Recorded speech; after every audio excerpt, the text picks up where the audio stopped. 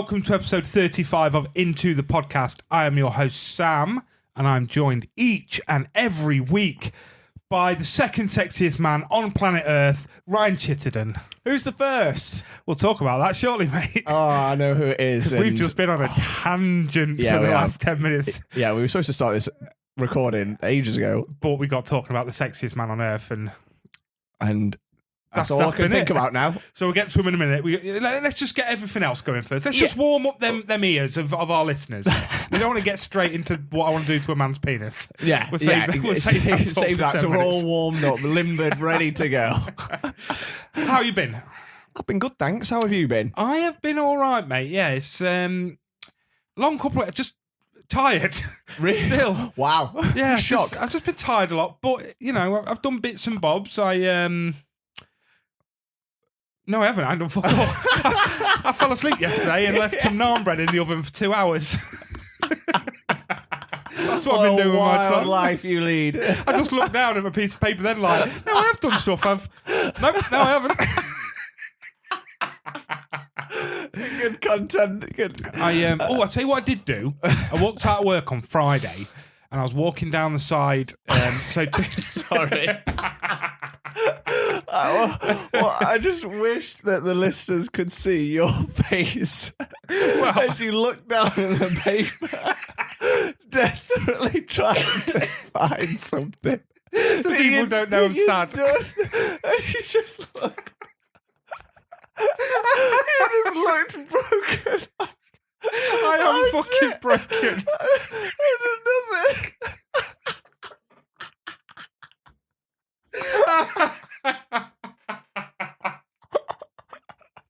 Oh, it's too hot in here for laughing. Sweating. Don't make me laugh because it's too hot in here to laugh. I've had to shut all the windows because the neighbours' kids are out screaming, so I can't have any ventilation in this house. Right. Anyway, serious face on now. Yeah, go. I was walking, so I've come out my work, and then you got to walk down the whole side of the prison to get to the car because it's right at the back. Yeah. And as I come out and I walked down, I was walking with one of my colleagues, and I went, "There's my fucking kid." My kid was just walking up towards me, and I thought, That's weird. That's weird. Nah, the hospital's bang across the road from where I work, innit? So I immediately just I turned to my mate, well, that's my kid. Oh, fuck, it is another night in A&E, for fuck's sake, sort of thing. And she comes, hey, daddy. I thought, oh, this is all right. Anyway, we've got to take her to an A&E again. But I was like, all right, fairs. Immediately thinking, well, this is my Friday. I was hungry. I just wanted to pick her up, get home. Last thing you want, really, on a Friday. I know. I was like, chippy tea. Oh, and then we can nice. get home, have a nice chill, watch some TV, get her to bed, play some cards, something like that. And I was just like, no, this is us now. 45 minutes, mate, in and out. Really? In A&E. That's insane. 45 minutes. That's got to be a record. It was bloody brilliant. Fantastic, yeah. It was. That's the literally only thing on here that I wrote on a piece of paper that I've done was I went to A&E, but I was forced into it because I bumped into him on the way out of work. Is she all right, though? She's fine, mate. Yeah, she's all right. It's just it's all hernia nonsense. Oh, no, just But yeah, she's fine. She was fine all weekend. Good. What else? I bought hot sauce. You bought hot sauce? Which you tried a moment ago. It was really nice, actually. It enhanced my pizza. Yeah, so I'm trying, after the debacle of last week, I'm like, I need to get into spice a little bit more. Like, just so I'm not so much of a, pussy with it, you know? Yeah. Because I just get scared about everything. So I went and bought some hot sauce because I thought this will come in handy for when I'm streaming because it's like, oh, so many subs and I'll do a shot of hot sauce. Ed Sheeran's got a hot sauce out called Tingly Ted. Tingly Ted. Yeah, didn't know that was a thing. It was only £2.50. Bargain. Yeah, so I bought some and we had some of our pizza a minute ago, didn't we, mate? Did you enjoy it? It's all right. Yeah? It wasn't particularly that hot. No. I don't think it was meant to be because I didn't get the extra Tingly Ted. Oh, we're just a regular Tingly Ted. I went for the 2 chilies, not the 4 chilies because I'm a little bit scared. Double the chilies. Oh, double chilies, mate. Yeah. Does he do a non-tingly? I don't think thing? so. I think the whole point of Ted is he's quite tingly. It's quite tingly Ted. Yeah, I enjoyed it. Yeah, it was nice. All right, so that's it now. We're just going to be Spice Boys. Spice Boys. We'll rename it Into the Spice. Into the Spice. And our whole premise will be, what have we eaten that's kind of hot this week? Yeah, like a lemon and a chicken. Chicken from Nando's. From Nando's or Josh's chili chocolate cookies. Yeah, or some cinnamon. Cinnamon spicy, yeah, that's the thing, isn't it? I'm out. Yeah, other than that, what did I do? I chipped a tooth. Oh, you did chip a tooth on the tingly Ted. On the tingly Ted, yeah. It was that hot that it made your tooth fall out. Yeah, that hole in my tooth I've been moaning about. I kept going, I need to get in at the dentist. Yeah, just gave up. Yeah. So that was exciting. But are you let's stop talking about that nonsense now. Let's get into TV and film talk, because all I'm talking about right now is I've got no teeth. A weird start to an It's a episode, weird this start one, to isn't an it? I think it's the heat just getting to us. Are you a Black Mirror boy? I've never watched any Black Mirror. Oh, Ryan, these are so up your street. It's unbelievable. Really? Oh, mate. I mean, you know the premise of Black Mirror, I take it. I know bits. I feel like it's is it just like weird and wonderful episodes, like what random things? A bit like Love, Death and Robots, but live That's action. Exactly how I'd put it. It's an hour long live action Love, Death and Robots. Yeah. They are fucking I've maybe watched one episode that wasn't me, not a bad episode. Some of them are unbelievable. Yeah. The new season's just dropped on Netflix. Smashed through all of them. Well, I say smashed through all of them in and out of sleep, because I did just keep falling asleep yesterday, but I watched all of them yesterday. The first episode is fucking brilliant. Is it? It's got Selma Hayek in it. And it's one of these ones, because obviously it's Charlie Booker that writes them, who is a very funny man in his own rights. Okay. But his mind is... Well, when you watch Black Mirror, you're like, how does this guy think up some of this shit? Yeah. Like, it's unreal. The first episode of the new series... Like, it's not the best series... I've seen like headlines, like, you know, when we're flicking through things that said it's not been that well received. Not like panned, but just not great by. I think it's because it's got very high standards. Absolutely, and yeah, I think it's probably maybe I'd say one of the worst seasons. But as I just said, I've never seen a bad episode of Black Mirror. Yeah, I love them all. So absolutely fucking love that. I do need to get on that. But it's been around for a long time, hasn't it? A long time. And they're pulling some big names. Massive, and even bigger this season. Yeah. Yeah. Well, is it all on Netflix? All on Netflix. Because then a few years ago, Bandersnatch came out, the interactive film, which was a Black Mirror thing. Yeah, I do remember. That was fucking brilliant, that was. In fact, you know what? I'd start on Bandersnatch. Really? So, just because it's Thingy Poulter anyway, who I absolutely love. I don't know. What's his first name? He was in the new Guardians film. Was it the new Guardians film? Will Poulter. Yeah. Yeah. I love him. He's so good. It's just a good chill. Like, you and Claire sit there, you make the decisions, and it does start. It's like the first thing is like, do you want to go cornflakes or Rice Krispies for breakfast? Right. And then it just goes on and That's cool. I finished, the first time I did it, I finished it in like 3 minutes because I picked the wrong thing and it took me straight to the ending. And I was like, what the fuck just happened? Oh, okay, so it can affect it that much. Oh, God, yeah. And then the second time I did it, if you pick one as well that takes you straight to the ending, it allows you to change your last decision. So the second time I watched it, it was like 4 hours long. So I just kept going back. Oh, just to see all the different alternatives and versions, right? Okay, so that's cool. Yeah, so I'd say watch that, because the storyline's very Black Mirror anyway, very interactive. It's just a good few beers at home, have a bit of tea with Claire, a couple of bevies, stick on Bandersnatch and just enjoy it. Yeah, and then if you enjoy that, get onto the TV shows. I promise you, mate, you'll be talking about it on every episode. I can believe it. It's one of those things that I've got. I think, when you've missed something and you miss the bandwagon right at the start, it's hard to go back in a lot of time, especially it's been around for a long, long time. I think the thing with this is it's a lot like Love, Death and Robots in the fact that you can just watch one every 3 nights if you want, because obviously it's not... They're not linked, are they? They're all individual episodes. How long are they? An hour, 50 minutes. Right, okay. Yeah. So highly recommend. Again, not the best season, but absolutely love it. Yeah. So should we talk about the greatest night of gaming in our entire lives, Ryan? It was the best night of my life.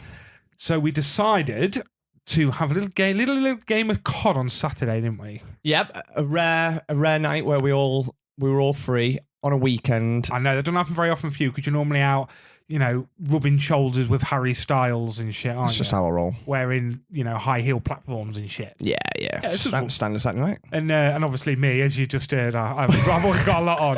So I'm always way too busy for gaming. Oh, God. Yeah. But we all got together. It was you, me, and Max to start off with. Then our boy Tom joined. So it was a bit of a new dynamic. Yep. So just before Tom joined us, we managed to get a trios win, didn't we? First game. Random as fuck as well, because you two had died and there was like 4 players left or something. And the gas was moving. And I was like, shit, I'm just going to run around the corner and try and play it up because I was nearly dead. Yeah. And then it just come up that we won. And then we just won. So obviously 3 people randomly died in the gas. Stuck in the gas. But that was the first game of the night that we played, and we just won straight away. So we couldn't believe it. Yeah. We'd peaked already. Didn't matter what happened for the rest of the night. No, if we were absolutely shit, who cares? Yeah. We're winners. Because you and me had just bought new skins as well, hadn't we? So we wanted to show off our new skins. Wanted to show off our new skins. Sort of treat yourselves Saturday night, Yeah, I'm exactly. not going out. Not going out. Why not spend £15 on a video game? Yeah, why not? Why not? Treat ourselves. And the skins were clearly working. First time properly playing on the new map, having a full night on it. Because we managed to get a couple of games in, but nothing huge. Yeah, barely played it. Yeah, so then Tom joined us. We had a few games. We was doing all right, Yeah, some top 10 Third, finishes. fourths, a couple terrible ones. And then our friend Thomas jumped in, and our friend Thomas does this thing where instead of just messaging you to say, "Oh, are you boys free?" he joins your party. Yeah. So then you physically can't join a game because there's too many players in the lobby. So So my mate Tom was like, "Oh, it's all right, lads, I'll fuck off. I'll watch the stream for a bit. I'll let your mate jump in." So then we started playing, and I don't know what happened. we just became gods of Call of Duty. We got. This is the best thing. We got the hat trick of wins. I still can't believe it. Like, don't get me wrong, people that play COD all the time, like, is that it? For us, that's huge. that is 3 on the bounce. Yeah, back to back wins. And then we got one like 3 games later after. So we lost after the hat trick. We come like 4th or something. A couple of games of just arsing about, and then we come back in with the dub and was like 5 wins in one night. I can't believe it. And bearing in mind at that point, we was like been on for a few hours, 3 hours maybe. Oh yeah, probably more. Yeah, and then bit by bit, Max had to shoot off, and then we played a bit of trios, and Tom had to go, and it was getting late. But you and me, we weren't giving up. No. We were like, no, we need to keep going, mate. Yeah. We had beers to drink, and we had fucking dubs It's to a get. very rare night that we get. Very rare that we get a night together where we can play Xbox and it be on like a weekend, so we can have some beers and really enjoy it. So we were making the most of it. We really fucking were as well. I mean, I did have a kid in bed, so I probably should have gone to bed before 3:30 in the morning. But whatever. It was light when I went to bed, but that's fine. It was getting late. It genuinely was. It was getting light. And then I got woke up 2 hours later because we had horrendous thunderstorms, thunder and lightning that woke me up. And I realised because I'd had a few beers and just been obsessed playing Xbox all night, I'd left all the clothes on the line. Oh, fucking hell. I'd left all the cushions on the sofa outside, so I had to run down at 5:30 in the morning and get them all in. Oh, after a load of beers. After a load of beers. It's just not what I needed. How honestly. annoying. It was very, very inconvenient. But what we did, because I think Thomas left at maybe 1, and we was like, we're not giving up. So we had 2.5 hours. And I said to you, after this night of we were kings, we just couldn't do much wrong, could we? We was just on form. Yeah. And I was like, Ryan, the only thing I've not won on yet is duos. I've got solos, I've got trios, and I've got quads. Yeah. Never got a duo. Come on, mate. We are on form. I don't think we hit top 10 after that, did we? Nah. We just played so bad. We were shit. By that point, we've been on for 6 hours. We were fatigued. We've been drinking. Drinking, we were tired. We're not at our peak. It didn't matter. We could have come last every single game. It wouldn't have mattered. We had 5 wins. 5 wins, a fucking hat trick, and we're just having the best time of our lives, weren't we? Absolutely. That was the most insane thing, is the 3 back-to-back. Oh, I know. Because after we got that second, I was like, go on, let's get the hat trick. And I was like, we're not, that isn't going to happen. Genuinely, even now, I can't believe it. Because the first, so if I remember rightly, from the hat trick, win 1, 2 of us was dead. Potentially, yeah. I was definitely dead. Run 2, I think it was Thomas that got the dub because all 3 of us was dead. Mm-hmm. And then the 4th one, we won with all of us still alive. Yeah. And was like, because I remember looking at the thing and being like, there's 6 players left in 2 teams or 3. In fact, I think it's 3 teams. I think there's only 2 solos Yeah. against us 4. Against and I was us like, 4. these guys are fucked. And we fucked them up. And we did fuck them up. It's all because we bought them skins. And Pay, it was. pay to win. But you say that, though, pay to win. I bought mine, and it didn't come with any of the stuff it was supposed to. That's so annoying. So it's supposed to come with a skin, a couple of boring shit like, you get know, like stickers and stickers stuff, that goes on your gun in a yeah. fucking calling card. But it's supposed to come with 2 guns, one being an RPK, and you know I love an RPK. You do love an RPK. What does it stand for? No idea. Do you know? Really Powerful gun. yeah, nailed it. No, it. They're supposed to come with that and a mini back, and they didn't come. So I'm now at the minute fighting Activision to try, and they're just like trying to make me jump through hoops to prove I bought it. I'm like, I've sent them a video. They asked for a video, and so I went through it, literally talking, filming. So this is what I've bought. There's my proof of purchase. You can see it says owned. Yeah. If I go to the gun I should own and click get, it tells me to buy this thing that I already own. That's so annoying. And now they're just not replying to me. That's I'm like, so come on, shit. it's 16 quid or whatever it is. It's Yeah. like, I bought it for the guns, really, because I love the guns. And I mean, the character looks cool, to be fair. because he's a cult boy as He looks well. like a cult leader, Yeah, doesn't he? he's got this big mask on and like the Illuminati triangle Yeah, on him. and it all lights up and stuff. Yeah, it looks badass as fuck. So that's it now. All I want to do, I'm back, because we've not played COD for a while. No, And it I really wasn't- tailed off. And it wasn't bothered. And obviously, whilst been streaming, I've gone off playing multiplayer games on stream. Mm-hmm. I just find it a lot easier to play a single player so I can interact with the chat. And now all I want to do at any given time is play COD. Yeah, At it's work really today- reignited that fire. Oh, God, yeah. I was messaging you at work today Yeah. on Teams, and I was like, why are we here? Why are we in a shitty, hot prison when we could be at home with the curtains drawn, playing COD together? Like the cool kids we are. Yeah, but then, like you said last week when you're in the hotel room, in that situation, we could be playing Xbox, but we can be bollock naked with the fans on us and be nice and cool. Exactly. Having the best time. Getting rid of that swamp, whatever you called it last week. I wrote that in the little about thing as well, Ryan's swamp. The swampy gooch. You know what? You can't say that this podcast doesn't have sex appeal. It doesn't have sex appeal, you're right. This is why all them ladies don't listen Yeah. anymore. Wow.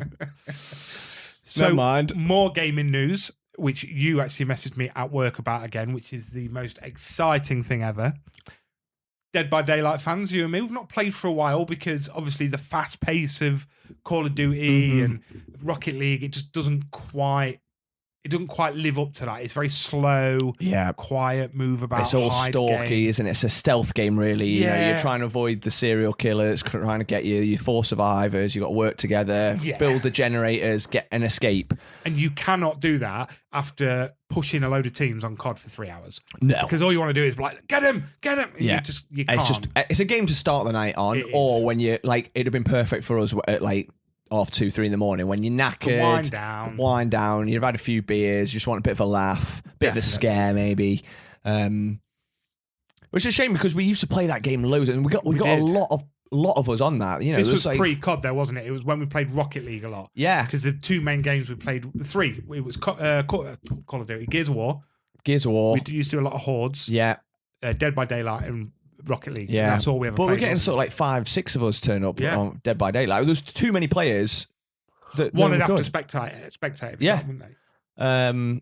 So it'd be nice to get back in that and get on with the lads again. Oh, we're going to now. Oh, we're definitely going to. So in true Sam and Ryan style, we can't see a good skin without spending a free game.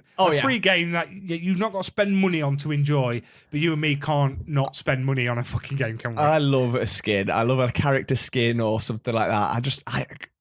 Why not? The game's free. Yeah. So if I spend 10 quid on a skin, it doesn't matter. Because if I was to actually buy the game, it would have been 50 quid. It'd have been, and the rest, they're about 70 quid now. Are they brand really? new. 65 quid, I think, for most games when they come out. God, I don't buy new games. I haven't done in years. Yeah, I just buy 65 quid's worth of skins. Yeah, exactly. So it's the same. Yeah. So we both own quite a few skins for Dead by Daylight. You've got the Resident Evil packs. Yeah, I've got the two Resident Evil packs. I've got Ash versus Evil Dead pack, a couple of like the Saw ones and bits and bobs, Pinhead.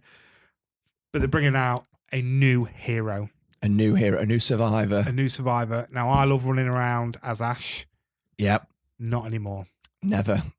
Nicolas Cage is coming to Dead by Daylight, Ryan. The man himself. The man himself, Nicolas Cage. We get to run around fixing generators, hiding from fucking the Swamp Thing or whatever the fuck's coming after you, dressed as Nicolas Cage. As actually Nicolas Cage, voiced by Nicolas Cage in his likeness, and he's playing like a fictionalized version of himself. Probably not dissimilar to like him in Unbearable Weight of Massive Talent, where he's just like, his bio is that he plays a movie star who goes to set and wakes up in the fog, because every character wakes up in the fog, and that's when they wake up in this horrific world that a serial killer's trying to get them.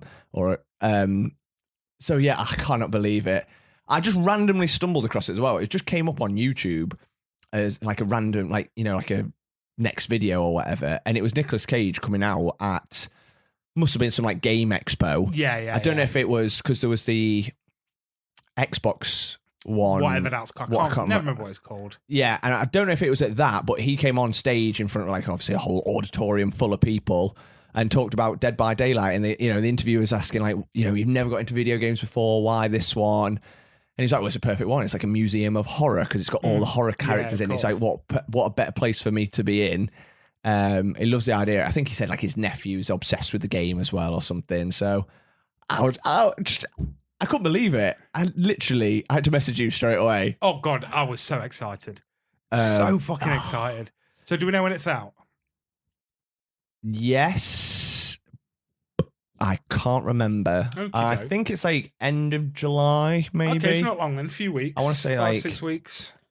Yeah, not too long. Let me have a look. That gives us 5 or 6 weeks to smash as much COD out of our system to then get into Dead by Daylight. Yeah. Because Dead by Daylight will be one of those games that'd be really good for streaming, actually. Yeah, it would. Because it's a bit slower. You can be hiding for a bit. Yeah. Yeah, that would work really well. So I'm trying to find this. That's all right, mate. 21st of July. Okay, yeah. So 4 or 5 weeks. 4 weeks, yeah. Banging. So everyone buy it. Everyone play with us. Oh God, yeah. It's good as well. It's even better when we've got enough for 4 survivors and a killer, because some of the people who play online as the killers, they're just fucking insane, and they're just too good. They're too good. They just kill you straight away. It's just not fun, and it's more fun when you're chasing people stuff as well. Yeah. It is a good laugh. It's a good fun game. When everyone's dressed, because we'd all be dressed up as Nicolas Cage. Yeah, just like Nick Cage's running around.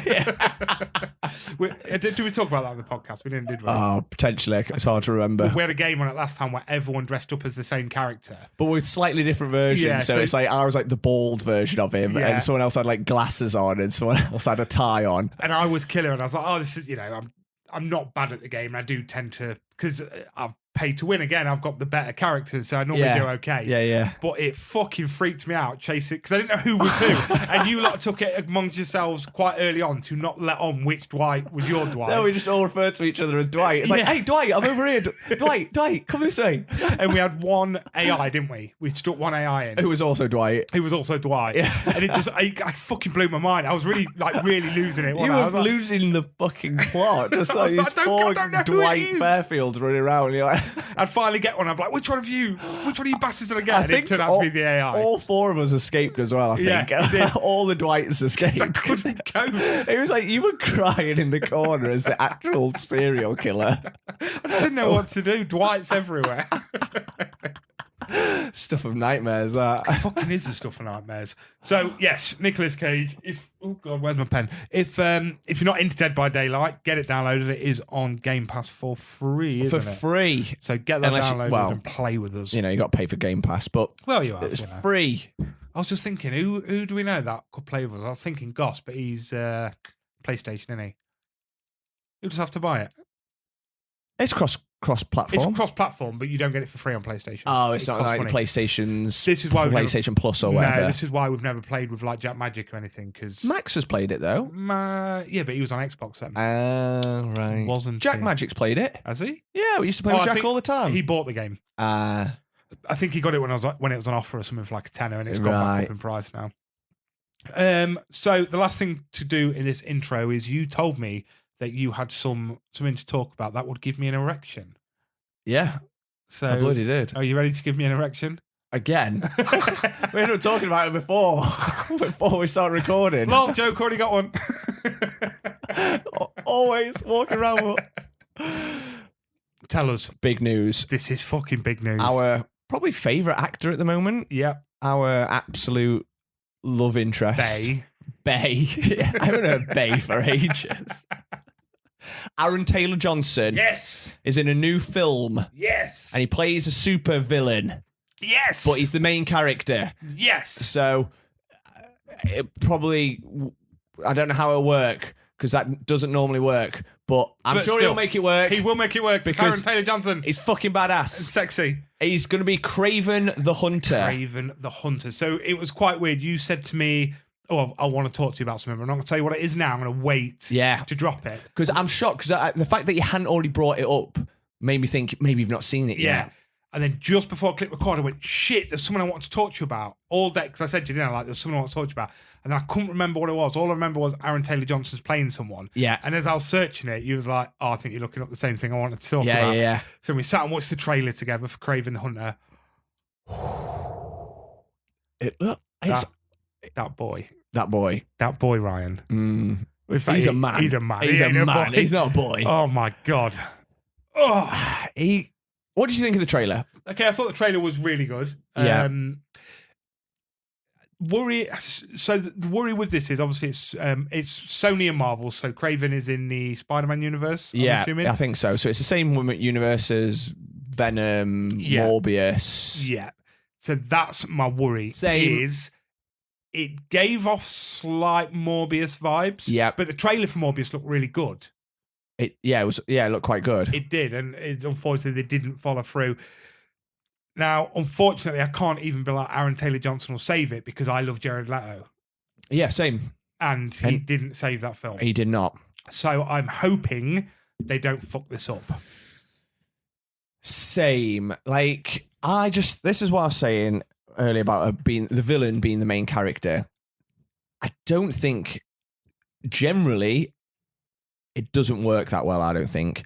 I've not seen Venom, to be fair, but I know it's got mixed reviews at best. I like it. Morbius obviously didn't do very well. Like the Suicide Squad films, they're supposed to be villains. The newer one was good. I enjoyed the new one. The first one was shit. Oscar-winning Suicide Squad, thank you, mate. The first one. What did it win for? Didn't it win something to do with soundtrack like sound or music or something? yeah. Like it was something really shit. So it's difficult because the villain should be the villain, but the problem is they end up twisting it. So it's like you kind of feel for the villain, and then the villain's not the bad guys, kind of like the good guys, like the anti-hero. I think that's just takes away from it. Just make him the bad guy. Just make him the bad guy. That's completely fine. Let's just watch them fuck people up. Yeah, because I came across it not because of Aaron Taylor Johnson. I saw that Kraven was going to be in the new the fourth Spider-Man film. Then I saw it was Aaron Taylor Johnson playing Kraven in the Kraven film. Yeah. So I'm assuming, because right at the very end of the trailer, I mean, it's the trailer, so we can spoil the trailer. Rhino turns. Yeah. So interesting. They're obviously they're making a universe. Sony are making a universe, aren't they? Yeah. So they're bringing that Kraven in. They're bringing in Rhino. We've already got Morbius. We've already got Venom and Carnage now. Vulture's moved across, hasn't he? Yeah. Because didn't he wake up in that world after the Spider-Man? Yes. The last no Way Home. No Way Home. Yeah. So it'd be interesting to see, and if they did do a mashup, that would be cool. Because even people like Morbius, the film wasn't great, but I love Jared Leto. Yeah, and he generally works even better when he's like a support character and he's not reliant on him. So if he was to be in like a villain mashup with everyone else, that could be awesome. Oh God, absolutely, yeah. Because there was one they on about for the longest time bringing out the Sinister Six, weren't they? Yes, and I'm not sure who is in the Sinister Six. I can never remember. No. So I'll be interested to see. I'm definitely excited for this film though, for Kraven the Hunter. I don't know a lot about him, but like the trailer showed a lot. My worry as well when I was watching the trailer is like, are we seeing everything here? All the best bits. But it looks gruesome as fuck though, doesn't it? Well, that's what you want. He looks like this vicious hunter killer guy. So, You do want a bit of gore. People want that. That's what we need. That's what we need. Obviously, the reason they don't do it is to cater to the younger market. I know, but it just end up doesn't working. I imagine if Deadpool was a 12. Oh, God, I know, yeah.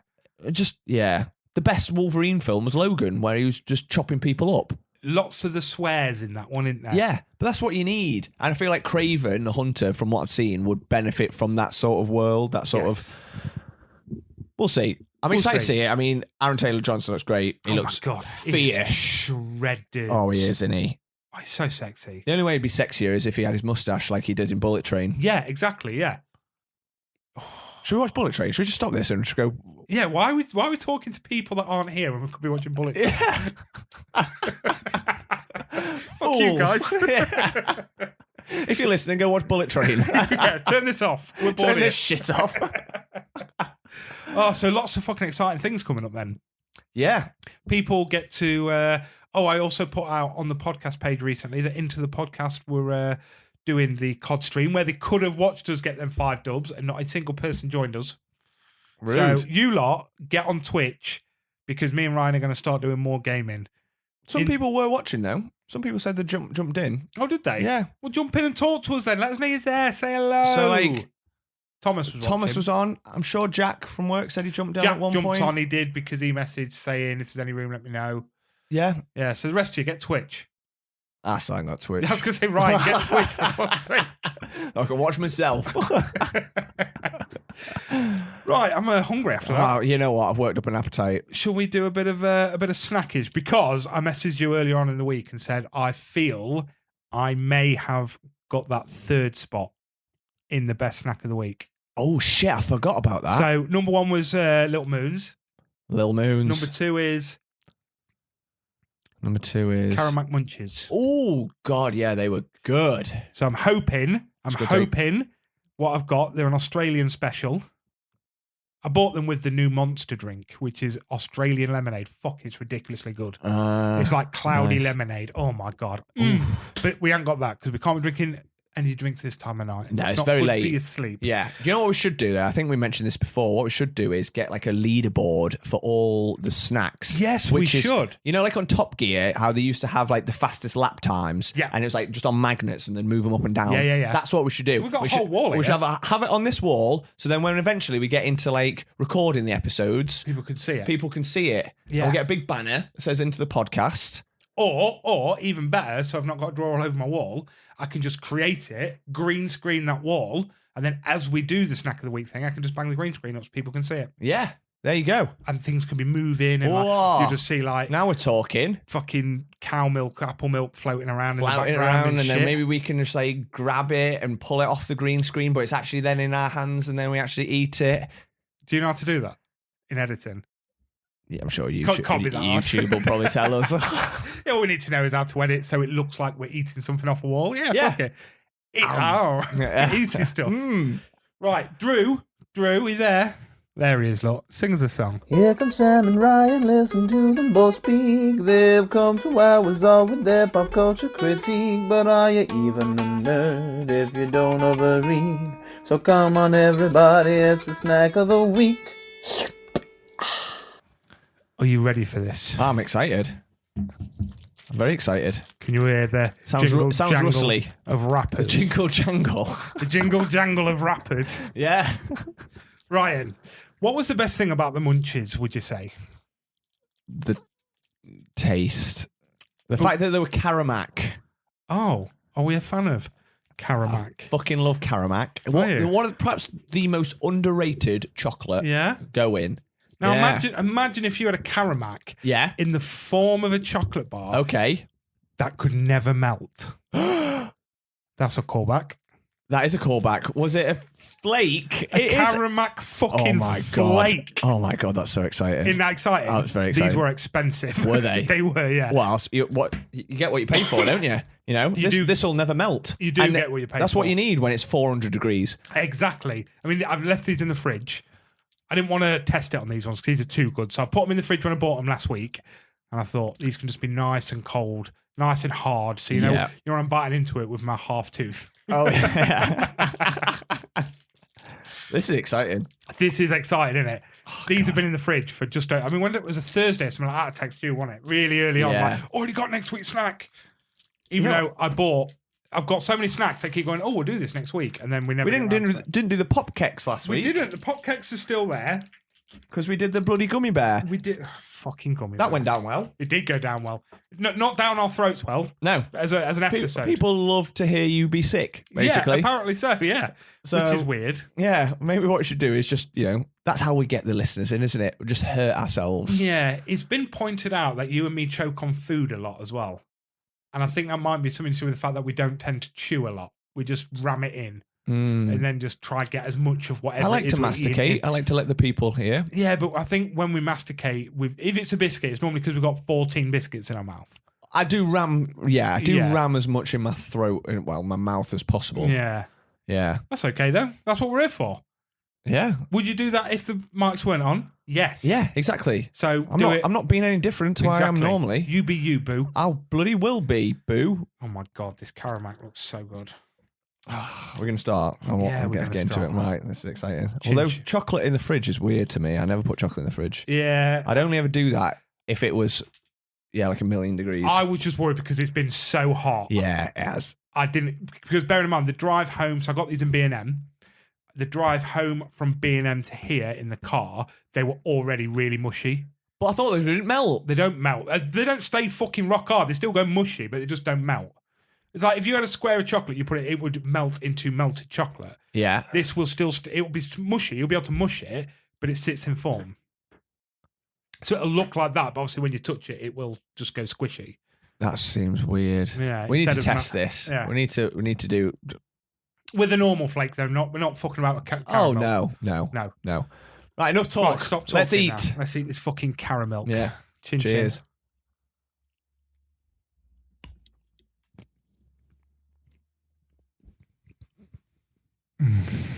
That's good. That's good, isn't it? Yeah. Oh, caramel. Oh, you cheeky little chocolate. Oh, yeah. Feels nice in my mouth. Oh, a big bit. Oh, that's hard. That's harder than I thought. Yeah. Quite weirdly cold. It's not weird. They've been in the fridge.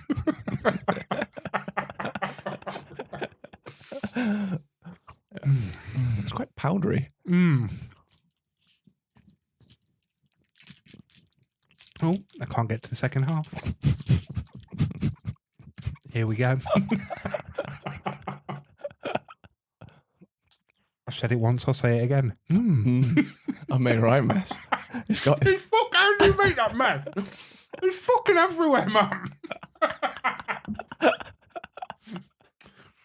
My 5-year-old don't make that much mess when she eats. It's just so crumbly.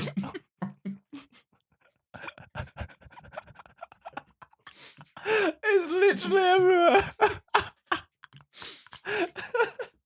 What is wrong with you? That's all over me top and me trousers. Oh, that's a black top as well with caramel chocolate. You spat a load out onto the table. I don't understand. What don't you understand? That a crumbly chocolate bar might crumble. You made no mess. Because I'm an adult. I've never seen so much chocolate spread across the table. Well, I wouldn't mind, but the inside of your wrapper is absolutely fucked as well. Look at the state of it. I think what it was my flake was really broken up already. And that's what all I could think. Nice though.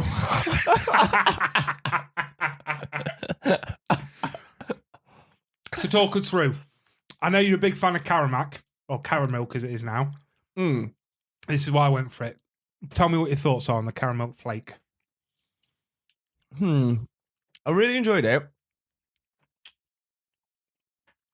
It was no munchy level. There was no munchy. I think it's because Munchy had the biscuit just to break it. Because Caramac or Caramilk or whatever, It's a very sickly chocolate. It's a sweet mistress, isn't it? Mm. So even like the original Caramacs, they were thin, weren't they? And they had to be thin. Whereas that was quite intense. I've made such a mess. All you're doing is smearing that chocolate into the wooden table. Just leave it. I'll clean it. Are you going to run that in your mouth now? Yes. Oh, no, it's all over the floor. Oh, that's fine. Don't worry about it on the table. It can melt into the carpet instead. It's all over the mic now. It's all in my hands. Right, stop touching. Stop touching things. I need a wipe. You're not having a wipe. This is what you get for being an absolute child. I don't understand how this happened. I'm just gonna sweep it into the groove. Oh, good. Yeah. So at least it won't get on my clothes for now. And then I'll forget to clean it up and later. Then I'll do it when I next clean, yeah. Yeah. In about 3 weeks, to be fair. Mm. Okay, so, yeah, not the best, but loved it. Would you say it's third place? I wouldn't say it's... Well, mind you saying that. This is the problem. We need the leaderboard. It's why we need the leaderboard, because I've already forgot what we've had in the past. But then we've had twirls. Would you say it's better than a twirl? I don't think it can beat a classic twirl. I wouldn't put it above a twirl, actually. No. The Kinder cards. It beat the Kinder cards.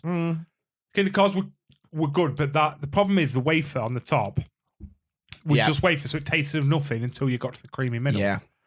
All I remember is them being surprisingly creamy. They were surprisingly creamy. It shocked me. I remember thinking, oh, creamy. Not as shocked as you were when that gummy bear went in your mouth, though.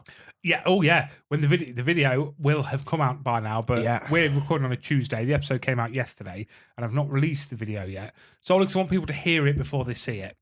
Yeah, I get that. Because you can visibly see me jump as soon as I put it in my mouth. Like a genuine jump scare when that pain hit my face. Them ice creams were good, weren't they, afterwards? Oh, my God. Best thing I've ever had. They was nice. Licking that can. Oh, fuck me, was that good. I'm going to do that just generally now. Just lick cans. Just lick cans. It felt so nice. It's warm out. It's warm out. How am I going to get a nice, cool, refreshing feeling? Lick this can. Lick this cold can. Of paint. Whatever. It don't matter. I don't think it matters, does it? No, it don't. It's probably the metal. It's just the cold metal. It's the aluminium, not what's inside it. As long as it's cold inside, shouldn't matter, should it? Exactly. Yeah. I don't really want to lick paint. But, if you have to, because it's hot, you will. Needs must. Yeah, exactly. I've got another little thing I'd like to talk about, because this is normally where we'd put in the eliminator. It is. And the eliminator is over. The eliminator's been eliminated. Alex got the prize. The mystery box. Has he managed to get it yet, or is it still in your car? Well, I'm hoping by the time this episode airs, he'll have got it. But currently, I'm not giving it to him because obviously they haven't listened yet. Have they not? They're normally on it then. Well, they might have listened by now, but I haven't seen either of them. And the episode only came out yesterday, and I didn't want to give the game away. I wanted him to be surprised. So when they listen, they're like, "Oh my God, Alex!" You'd be like, "Oh my God, I won!" Yeah, I literally told Megan on Wednesday. And the reason I told her was because I know you, and it'll sit in your car for 3 weeks. So I thought if I tell Megan, you just ruined the surprise. So I tell Megan, she'll at least say to you, and then he'll get it in 4 weeks. Oh God. Well, it's all around. You know what? I'm just going to throw it out of the car on the way home. There's some good stuff in there. That was a good mystery box. Fuck it. Pointless, you knew we were getting it. Yeah, it's not the same now. It's not a mystery anymore. You know what? How mysterious would that be if you were just walking by and on the side of the road that is there was a little box with some question marks on it? You'd be like, what the hell is this? Open it up and, mystery items. That is, actually. So thank you for everyone getting involved, but some random person's get it because that's more of a mystery. That is more of a mystery. We like to live up to our name, don't we? Yes, the mysterious podcast. Oh, I thought we was into the spice. We're branching out. We'll have two. This is for our Patreon exclusive episode. Yeah. We'll just go around Lincoln and we'll just leave random boxes and then we'll sit and like record it hidden in a bush or whatever. I don't know, whatever stalkers do. And then and then we'll record someone getting this mystery box and seeing how baffled they are. Oh yeah. And see what they take out of it and what they leave. Yeah. And then we could become like, I don't know, a Toctic. A Toctic gram. megastar. Yeah. A tickgram. Yeah. Yeah, a face talk. That's what everyone's into, isn't it? Yeah, fucking kids love that shit as well. Yeah. I'm telling you now. Everyone will be like, oh, this is so fake, this is so staged. It's like, no, it's not. No, it's not. Well, really, just leaving random shit around for people to find. Yeah, exactly. And Look at them hiding in bushes. Yeah, exactly. Although they'll probably get bored and they'll probably just leave and miss it. But that's fine. Teething problems. We'll figure it out. Yeah, well, we'll pay someone to sit and watch it. Yeah, or with all the money we make from Tank Top. Or what it's called. Exactly. What are we talking about? We're talking about the Eliminator.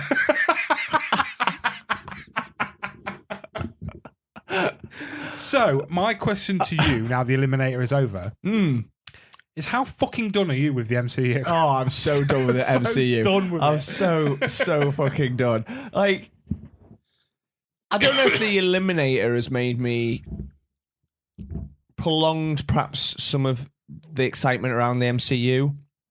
Because we've been going back and revisiting some of the classics, some of the great ones, the ones that we love. So I think if I hadn't have had that to keep me going, I would have zero interest in watching any Marvel stuff. Yeah. And now I've got a little bit, but because we've been talking about Guardians and the new Guardians films out, it's like, it'd be quite nice to finish off that such saga or story or whatever. Yeah, of course. But I've got no interest. Yeah, I'll be honest, I don't care anymore. Like, I used to be so excited when a new Marvel film came out. Like, we would book in, we would upgrade and go IMAX. Thor Ragnarok's coming out, let's go see it in IMAX. Mm-hmm. Civil War came out. We went to watch that in cinema, but it was a triple bill, back to back. Oh, I remember you saying They showed the first Avenger, then Winter Soldier, and then it was the midnight release of Civil War. Unbelievable. Now, if someone suggested that to me, do you want to go watch Guardians 3, triple bill or whatever, with a midnight release of Guardians? I'm like, nah, I'll just wait a few months. It'll be on Disney Plus. Might stick it on Disney when it comes on. Yeah. I might watch. I said that about Ant-Man and I've still not watched it. I have no interest in watching it, really. I will at some point. When I've got nothing else I've got nothing else on. That's the thing. That's the thing. Like, it's... If I've got to scratch my back, I'll not be watching it. It feels like effort. Yeah, it does at the minute. And I'm behind on the TV shows. I'm like, it's just a bit. MCU died with Tony Stark. MCU did die with Tony Stark. You're right. That fatigue is real now, isn't it? Yeah. And I think, I don't know, talking about it, it's helped because it has reminded us of why we love it and the stuff that we've had. But I think doing something like that is we're clinging on to the past. Yeah. We're clinging on to the past. And I personally am not overly bothered about what's to come. Because they've had all the issues with who was meant to play Kang, haven't they? I can't remember his name, but yeah. Yeah, they've had all the issues with him. And wasn't it? Yeah, so he was done for assault on his partner or a female. I'm not sure who it was. And then wasn't the guy who played the villain in the new Black Panther film, what was his character called? The Mariner. The Submariner guy. The Submariner, what's he called? Yeah. Namor. Yeah. And he'd been done for sexual assault now Has or he? something. It's just falling to pieces, mate. There's been loads recently done for that. Yeah. Loads. It's been all over the fucking news. Everyone. Yeah. Yeah, so it is all falling to pieces, isn't it? Yeah. Fame's going to people's heads.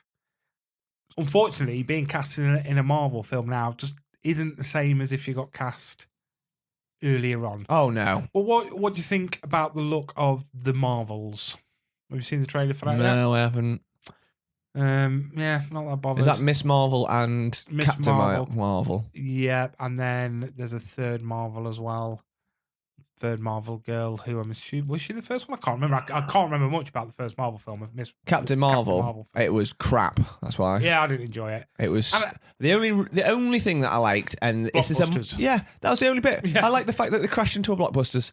That's literally the only good thing about that film, really. I might be a bit harsh, but I tried to rewatch it a few years ago now. Bored out my fucking brain. I turned it off. Yeah, and I've got to say as well, one thing I noticed about that film when I went to cinema to watch it. Did I go to cinema? I think I did. For some reason, the soundtrack was okay because it's 90s, but the songs were way too loud. Wow. I just remember thinking, they're just going, this is the 90s! Yeah, it was forced down. A lot of things are forced down your throat. Because the only way you know it's the 90s is if Blockbuster's in the background, which is only one scene. When if not, it's like, I'll quickly play No Doubt really loudly. And it's like, oh, okay. It's the 90s. I am done with Marvel. I'm done with Marvel the Eliminator. But we need a new obsession. We're not done with Sony Marvel. Oh, no. Kraven the Hunter. Oh, yeah. That's separate. Totally separate. I remember when the whole MCU Sony thing was going on. I was like, Sony, what are you playing at? Yeah. Just fucking sell the rights back, man. I know. No, not now. Not now. Hold on.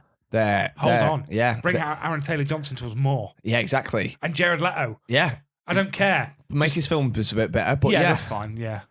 Tom Hardy. These are all massive actors. Yeah. That are great. Fuck the MCU. Yeah. Something will come out soon and we'll be like, oh my God, that looks amazing. Yeah, it'll bring it all back.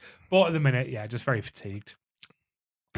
So, there's something we do want to talk about. The man that hasn't been in the MCU that I can think of. He hasn't been in the MCU. I just thought that I was like, please don't tell me he's been in it. I think at his age, he's not going to have been.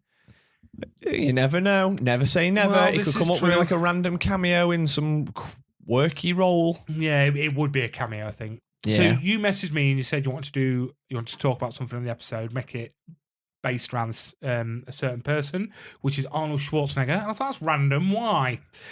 And why was that, Ryan? Well, I don't know if you know Arnold Schwarzenegger. I've heard of him. Yeah, quite a big personality. Big-ish, yeah. Quite well known. He's having a bit of a revival at the moment, I think. He's got a documentary out on Netflix. The Netflix. It's called Arnold, and it is literally a documentary about his life. It's split into 3 parts. It's part 1 is about his bodybuilding, so it's called Athlete. Second part is Actor, so it's about him transitioning to being an actor. And the third part is American, so it's all about him becoming governor of California. Yeah.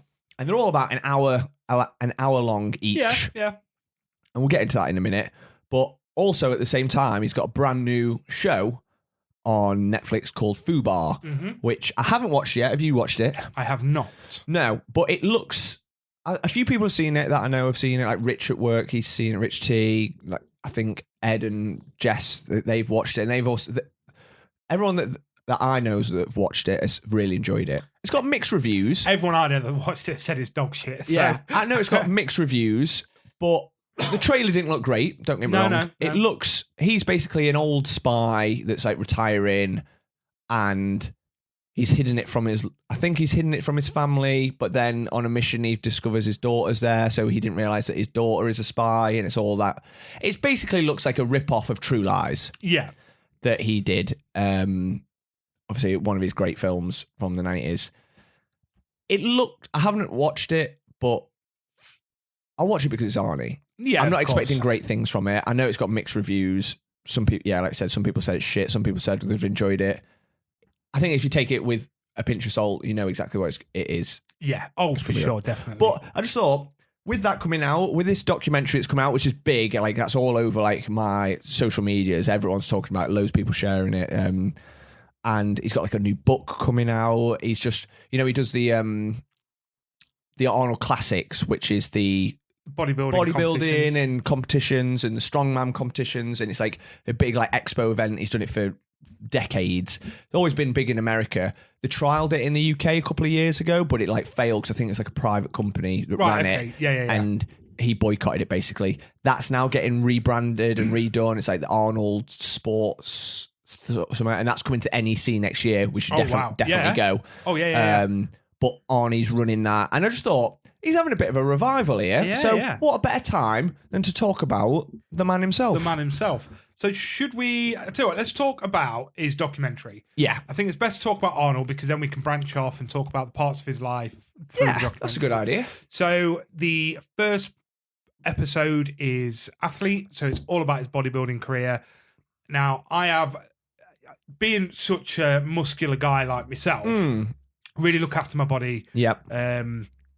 Make sure I'm massive and all that sort of stuff. Believe it or not, I'm not really into bodybuilding. I've got no interest in watching about bodybuilding. I've seen Pumping Iron years ago and I quite enjoyed it, but I've got fuck all interest in that sort of thing. It was one of the most interesting things I've ever seen. Really? Honestly. Yeah. The drive and the determination of this man to become what he became. So the first part about it is about his family, which is very, very strange. When you think about Arnold's life. He comes from a family where his father was a card-carrying Nazi to being the governor of California. Like, insane. When you think of that, you want to know what happened in the middle. Yeah. His life, it's more than fiction, isn't it? God, it's yes. like you couldn't make it up. How he started in a little village in Austria, in that tiny house in the countryside, to being, like you said, governor of California, en route being considered one of, if not the greatest bodybuilder of all time, and then one of the biggest actors of all time. What the fuck? Yeah. Yeah. So it's really interesting to go through, and it really, like, you come across his family, so it tells you about his dad. And I thought it was quite interesting that they actually spoke about his dad and the time he had in the war, obviously, where he came from. He wasn't fighting our side of that war. No, so that was really interesting to me. I thought, you know what, he hasn't shied off here. That's okay. That's cool. I found the whole documentary was very honest. No, it was stripped bare. Yep. Which I really like. But I suppose he's in a position now. He's what, mid to late 70s. 75, yeah. He doesn't need to hide anything anymore. No. It's not like those sort of things you probably had to keep brushed under the rug a little bit, running for like governor of California or whatever. That's probably wasn't... People probably could have found out because they'll have known his dad fought in the war. But yeah, it was very interesting. Like, his dad obviously came back, had PTSD and stuff, so he brought up in a very strict household where he used to make him and his brother compete about everything. Yeah, every slice of bread they had to be earned. So I suppose maybe that's where the discipline and determination came from. Probably, yeah. But I thought it was quite honest as well how he said, my brother was always the stronger, that he won everything. His brother was older than him, wasn't he? A couple of years. So he was always the weak link, really. His brother was the stronger. Yeah.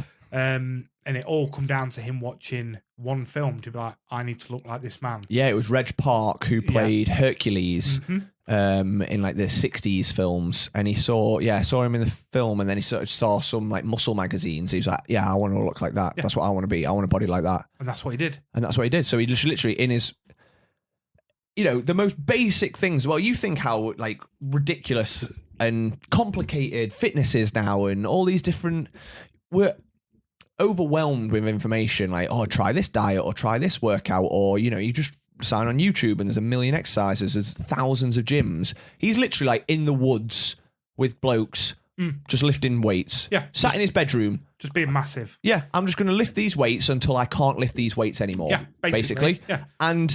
He didn't have a dietary plan. No. He was saying like that came later on. I think he said, did that come in when he joined Gold's Gym, wasn't it? Probably, yeah. Oh, yeah, because in Austria and like Europe, it was all about just being massive. Yeah. Whereas when he moved to America, it's all about being like shredded and cut, and as well as the muscle. Yeah.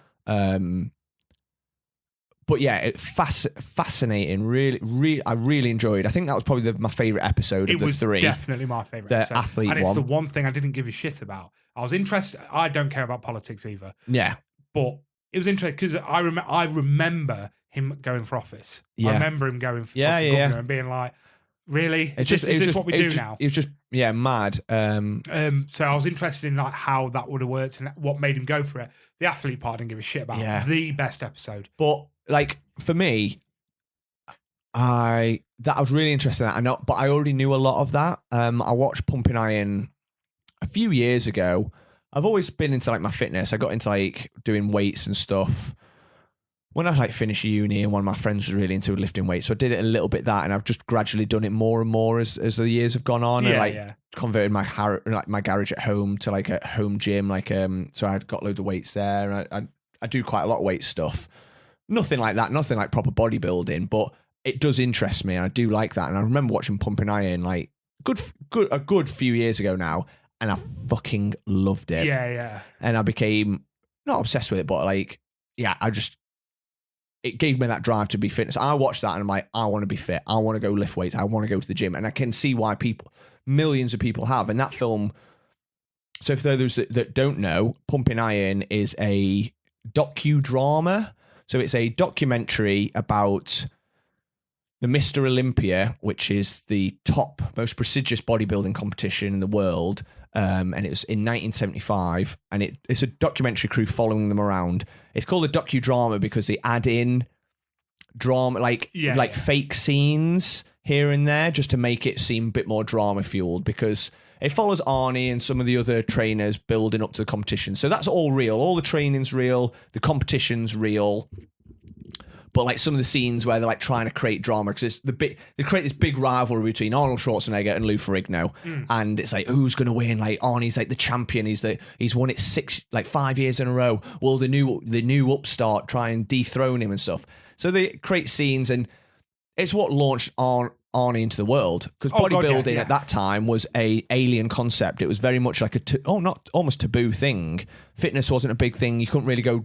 The gyms weren't a thing. No. And this made Arnie. Not only did it make Arnie a household name and get him onto the main stage, and probably I've no doubt helped him become an actor, but it also kicked off the gym craze, I think. In a lot of ways. Suddenly bodybuilding wasn't like a weird thing you'd see at the circus anymore. It was like, people were like, oh shit, I want to look like these. These are normal guys. Like Arnie's like a cheeky character, isn't he? He's a cheeky bloke that's got a lot of charisma and personality. So he's sort of playing in like almost like an enhanced version of himself. Oh, massively. And he says that in this, doesn't he? In one of the episodes, he says, he's like, sort of lines. Yeah. Because we just say it for the screen, like, fucking the pump is better than coming. Yeah. It's like, come on, it's a fucking line. Like, yeah.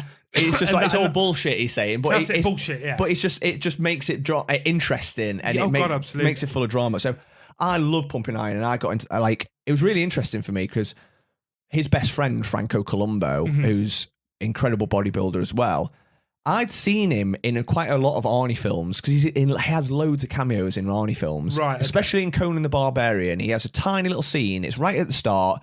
I don't know if you can remember, but when Conan's a little kid and his village gets attacked by raiders, and his mum and dad get killed, his mum gets her head chopped off and stuff. But the first villain to turn up, it's just this random guy. He's topless, got war paint on, runs through the woods and stands on a rock, and he's just prowling, like looking at the village.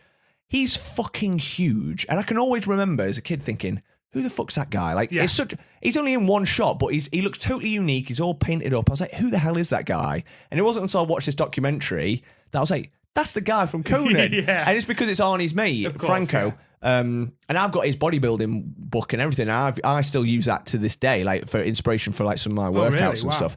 It's just it's just no bullshit. It's like there's no crazy fads or anything. It's like, if you want to get lean or build muscle, you do this. Lift weights. Simple. Yeah. In a lot of ways. It's heavy, pick it up, put it down again. Yeah. There's no cheat code. There's no fucking pills to take. It's like, but so I knew, going back to like the documentary, I knew a lot about the athlete stuff already and like his competition, but it was great to see in more detail about his upbringing. I think what you said a minute ago about him being cheeky, him having that charisma, him sort of like, they talk about this throughout the whole thing, like who he was as a person, why, he could talk his way into anything. Yeah. And that starts really early. So in Austria, they have, assuming this isn't still now, I don't know, but he was saying back then you couldn't get a passport unless you served 3 years in the military. Yeah. So I'm assuming that's not now, that you don't have to. I wouldn't have thought so. Maybe not. Don't know. But, he was saying how so he was like, right, I'll get in the army. As soon as I can do that, the sooner I can go off and become a bodybuilder. I get my passport, I can go to America. And he's like, and I went in, I want to be a tank driver, but they said, there's no way you're going to be a tank driver, you're too tall. So I drove tanks. Yeah. That's exactly what it is. So I became a tank driver. They told me I wasn't allowed, and I fucking drove tanks. Yeah. And it was like another one. He's like, I've got a bodybuilding competition. And he's like, but I'm on base. He's like, I'm allowed to go. No, you got training to do. So I went and did I won I won the competition. Yeah. But he gets away with it because he's like a larger than life persona. Even then, when no one knew him, that like you said, that totally shone through. Yeah. But yeah, I loved that. It was fascinating. I mean, I'm big, like I'm someone that's big into my fitness anyway, so that appeals to me. But like I said, someone like yourself who's got no interest in that will find it fascinating, because it's not just about the fitness, but his mindset. It's incredible how he went from absolute nothing to becoming the greatest bodybuilder ever. All time. And then at his peak going, no, I'm done with that now. That's pretty intense. I'm retired now. I want to become an actor. Yeah. And it was literally as simple as that. Yeah. That's kind of how the episode ends, isn't it? It's like, I could keep going. I'd won like 10 years on the bounce or whatever. Yeah. And, I'd started my own shit and I was Mr. Bodybuilder. Yeah. And I was, but that wasn't exciting. Yeah. It's not a challenge for me anymore. It's not a challenge anymore. I need a challenge. So what am I going to be? Well, I got into bodybuilding because of, what's his name? Reg Parks. Well, he was also an actor. I'm going to go be the world's greatest actor. Not be an actor. I'm going to go be the world's greatest actor. Yeah. And it's like I want to become not just an actor. I want to become a leading man. And I want to be the biggest leading man. Yeah. And then that episode 1 ends. Episode 1 ends and episode 2 begins, and it's all about him trying to become an actor. What's great about this documentary as well is, which not mentioned, is it has it's obviously Arnie like interviews with him now, reflecting back, but it's also got interviews. Each episode's got interviews with people that are relevant to that time. Yeah. So like in the first one, there's people like Frank Zane, who's another trainer. Another bodybuilder, but like in that actor one, they've got like James Cameron in there, Jamie Lee Curtis is in it, Linda Hamilton, massive names. like all these big personas that have been in with him throughout each stage. In the politician one, they've got politicians that are in there, or like news reporters, or people who work for like the LA Times or whatever.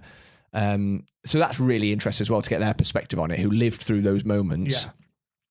What do you think of episode 2, the acting one? Really enjoyed episode 2.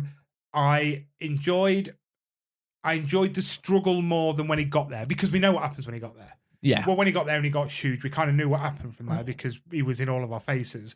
But the build-up, how he wasn't interested, it didn't matter how big you were. Actually, being massive meant nothing to them. Because it was a hindrance at the time. Yeah, because you're too big. Yeah. Well, what can we do with you? We can't do anything for you. Yeah, because so Pumping Iron came out and he'd retired in 1975. Pumping Iron came out in 1977. So basically, you think there's a 5-year window between that and Conan the Barbarian coming out. What do you do? He tried, got a few things, didn't he? And became a bit of a joke. It's like, okay, he can play Hercules or he can play a bodybuilder. Yeah, but that's it. He got rejected by the studios because like the leading men at the time were people like Clint Eastwood, who's like the skinny guy, or Dustin Hoffman, or Pacino, or Robert De Niro, that are all like these lean guys, but small. They're not the everyday man. Yeah. Not someone that's 6'2", like 240 pounds or whatever, of pure muscle. Yep. And what I really liked about this quite early on, and again, this is all down to Arnie's mentality, is like this wasn't about the money. The one thing I got taught, and it's really interesting in episode 1, where basically it shows you how he went, I need to learn business. Yeah. I need to make myself a product. Mm-hmm. And he says quite early on in episode 2, like, I knew business. I was a millionaire at this point because I bought a load of apartment buildings. Property. So did he have like a load of like supplements spaces, and stuff? And so the dude was a multi-millionaire at this point. Yeah, so he's like, I don't need the money. I don't need it, but I need to be the best actor on earth. Yeah. That's what I need to be. Yeah. So, and he treated it like he did bodybuilding. So to become the best bodybuilder, he trained every day. Yeah. So to become an actor, he took acting classes every day. Tried to lose his accent because even in Pumping Iron, his accent's still really, really thick. But it all changed with one of my favourite films of all time, the film that we did a deep dive into on one of the first episodes of episode 2 or 3? I think it was episode 3, maybe. Yeah. Conan the Barbarian. Which again was very fascinating because the producer fucking hated him. Yeah. Really disliked him and didn't want him on it. It was the director that was like, don't worry, I want you. I'll get you in. Yeah. Like, he never had a shot. Yeah. And that was really interesting when he's talking about, all the lessons he had to do to get that and to make this producer like him, and where it went, and it just sort of took off from there, didn't it? With Conan. And then Conan was huge, and it proved that he could be a leading man in a massive hit. And like I said, I don't need to go into any more details about Conan. I love that film. Go back and listen to episode 3 or whatever it is, and we can tell you all the reasons why it's an incredible film. And then he followed that up with, he had Conan, the second Conan film, but then he also starred in The Terminator. Yeah, which he read and wasn't too sure. He didn't want to do this random sci-fi film. Yes, like a B movie. Just sounded a bit crap. Yeah, he said that the whatever the synopsis of the film sounded shit. He said it was only until he read the script and he was like, oh shit, like the script is written brilliantly. Yeah, I want to do it. So it was for him and O.J. Simpson. O.J. Simpson. O.J. Simpson was to play Terminator, and he was to play Kyle Reese. Yeah. Which there's a really good scene, a really good quote in it where Arnie goes, yeah, but the thing is, no one really could see O.J. Simpson as like a killer. And then all the camera crew just start pissing themselves, and he just takes a massive puff of his cigar and goes, yep. It's so good. But then obviously, that got James Cameron was behind it all. He knew exactly what he wanted, changed Arnie. Arnie obviously came around to being the killer. He came onto that. The rest is history. We talked, I think it was only 2 episodes ago, we talked about the Terminator, about robots and being one of the most iconic characters of all time. And again, that was like a small B-movie film that became a massive box office and has spawned one of the biggest franchises of all time. Yeah. And then Arnie's career just skyrocketed, didn't it? In the 80s, you think of all the films that he did, Raw Heat, like Commander, Predator, The Running Man, right into the 90s, Terminator 2, Total Recall, that's it. But not only were all those films massive that made Arnie live his dream of becoming the biggest actor, the biggest leading man in the world, but it also changed the face of cinema because suddenly big muscly men were the leading men. Yeah. Oh, yeah. So gone was like Pacino and De Niro and Dustin Hoffman and people like that of that era. It was now Arnie, Sylvester Stallone, Steven Seagal, Chuck Norris, big guys. Bloody, I was going to say Rob Van Dam. I always do that. Jean-Claude Van Damme. Yeah. Action stars became the thing, and it's got to be because of Arnie. I mean, I forgot as well, Sylvester Stallone's in these interviews, and he's talking as well about the rivalry between him and Arnie and stuff. What I like about that is Sly's very small, and they didn't do what they did in Pumping Iron. Sly is very much like, I want to throw him off a cliff. I fucking hated the dude because he's getting my roles. Like he talks about how every film he does, like Rambo, he's literally pulling bullets out of himself. Yeah. But Arnold Schwarzenegger gets to stand on screen and not even take a punch. He's just but they didn't play on that. They didn't play on a rivalry. No. Whereas the rivalry was there big time. They didn't play on it. Yeah. They didn't need to because of how fascinating it was. So they talk about a lot of that. They go down his comedy career. I really like things like, Arnold Schwarzenegger is, by this point, still the biggest name in bodybuilding history. He's a multimillionaire. So the dude's got an ego. So, he sits and he does Terminator with James Cameron in the I'll be back line. He tried to change. Yeah. And James Cameron goes, oh, are you a writer? And he goes, no. He's like, let me fucking write then. Yeah. Go away and say and he's like, oh, so he walks away with his tail between his legs and he's like, he was right. Yeah. He's like, I'm my own writer. I always told him I'm my own writer, but I got told what to do. And it's one of the most quoted lines of all time. Yeah. Then it talks about how he went into comedy and they're saying, you can't be what you are. You can't do one-liners. Yeah. Like zingers. That's not what comedy is. You need to be better. You need to work better. So he had to work and learn how to be a comedy actor. Yeah. And then all very fascinating when it talks about the films that like absolutely tanked. Yeah. And he's like, my ego was so bruised, like I couldn't cope. I'd go home and I would physically cry when one of my films didn't do well because his ego is that big and it has to be the biggest. That he can't cope with criticism. It's that drive that he's got. Yeah, it was so interesting, like insight into his psyche and his mind, how it works. And yeah, it's so impressive. And then, I mean, we could talk about the acting one and we'll come on to some of his films in a bit, but like then it moved on to part 3, which is the part I knew the least about. Yeah. I knew a lot about the bodybuilding, knew loads about the acting, but the actual politician and the political campaign stuff, that was fascinating. That Very was really fascinating. Interesting. So we was already introduced to the fact that he'd married a Kennedy. So we already knew that because they go through his wedding and how he met. What was her name again? Maria Shriver? Or whatever, yeah. I think it's something like that, yeah. So they go through that and then, this was very fun. Now, I've got zero interest in politics. Yeah, same. Zero interest. I don't pay any attention to it over here. No mind fucking. But just like, I remember when it happened and going, oh, Arnie's going for fucking governor. Wow. Is this really what we're doing? Really, it was the Donald Trump of the time to me. Like, are we really allowing some fucking idiot that lifted weights and was on a screen? Not knowing the drive that this man has. What was so fascinating about it was how he went for it, got it with fuck all prep. Yeah. It was just kind of like, I just went for it. And then someone realised they didn't have a team. So they're like, shit, we need to get you a team. Yeah, He's yeah. like, I was just going to fucking blag it.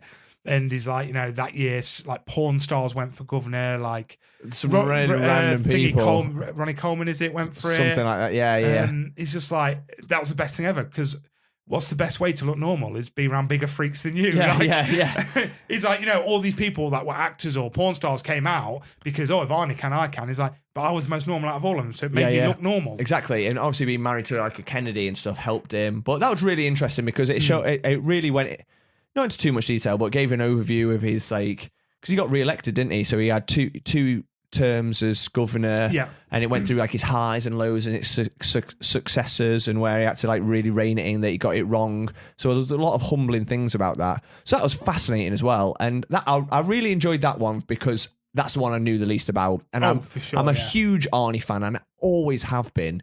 So it was nice to have that chapter ticked off as well. Yeah, I mean, it's quite interesting. He's like, I got elected and I went into the office the next day and I sat down and I went, how the fuck do you be governor of California? Like, what do I do? Yeah. What do I actually do? Do I sit here and wait Yeah. until something turns up? So he's like, so I just went out talking to people to see what happened. Like, he went through the smoking tent. Yeah, he created the smoking tent. So he'd be sat outside, like this tent where he'd just sit and smoke his cigars. And like, that's where the important people got to talk to him. And then all of a sudden it's like, I want to go to Arnie. Then it went through all of his like bills that just got shit canned because they just weren't good. Yeah. Until it got to his like work on energy and like climate change and stuff, where like to this day he's still a leader, which is ridiculous. Like, thingy Cameron, James Cameron?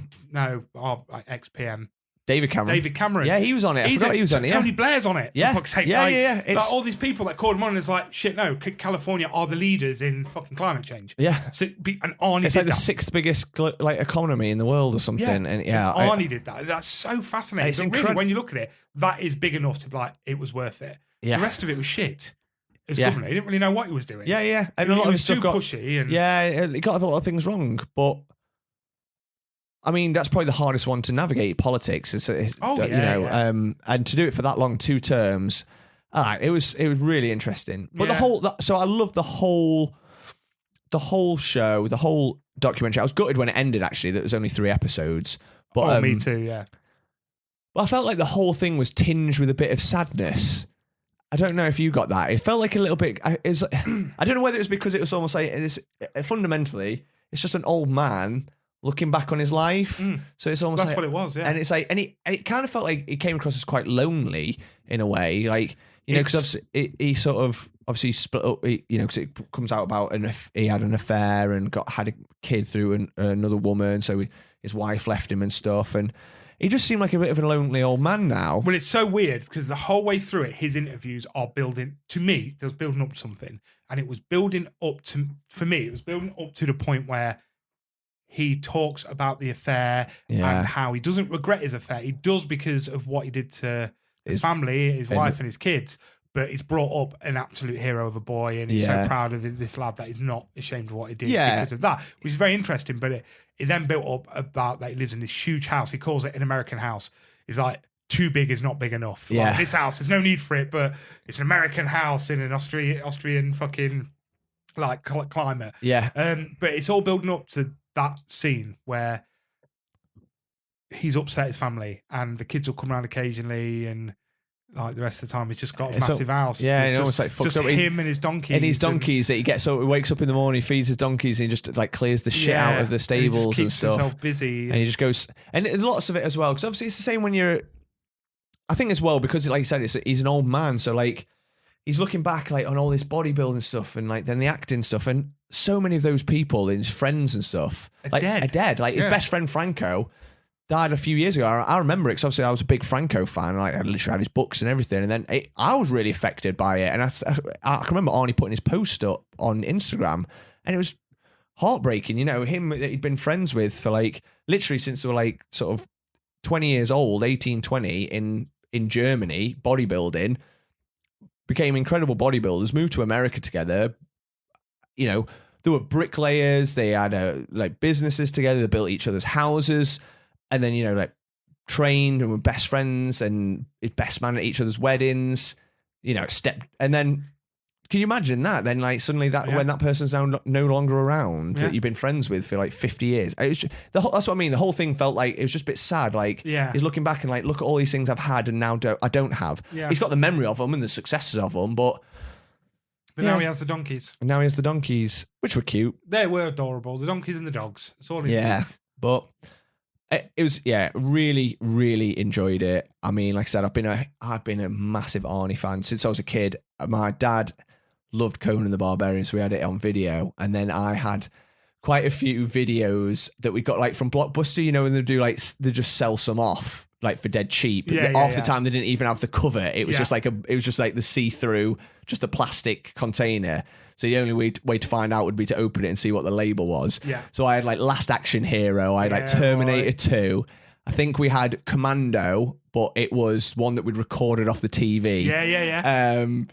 So I was like a huge Arnie fan. And it's mad as well because you used to think, oh, Arnie, because he is fucking massive in those films, like huge, like bodybuilder, massive. But then when you go see him in Pumping Iron, it makes him in like Terminator or Predator look tiny because obviously he's half the size he was when he was a bodybuilder. Which is mind blowing because, you know, in those films, he's fucking massive.